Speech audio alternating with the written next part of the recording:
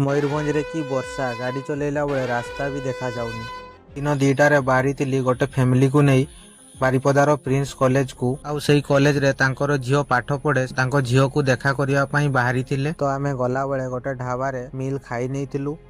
तापरे आमे सीधा प्रिंस कॉलेज पई बाहरी जाइतिलु। आउ प्रिंस कॉलेज को पहुंची सेमाने भीतर को जाइचंती कि नाही वर्षाटा हठात एते जोर से पाटिला। आउ हमरो मयूरभंज रे एबे तो रेड जोन अछि। आउ वर्षाटा बारिपदा रे जेतेबेले सेतेबेले हुए।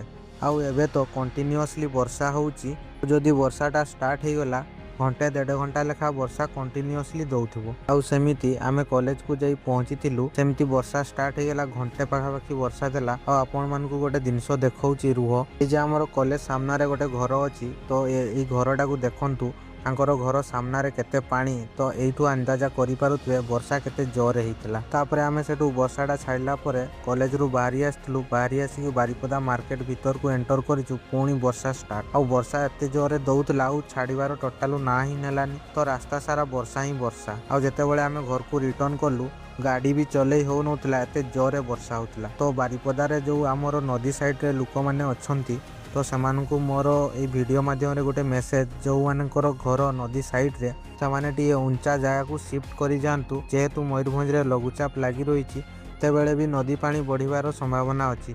आउ हमर बुढ़ाबलंग नदी को लागि जो माने बस्तीरा थिला सेटा तो एबे पानी रे बुड़ी बुड़ा जाइछि पूरा न्यूज रे देखुथिबे।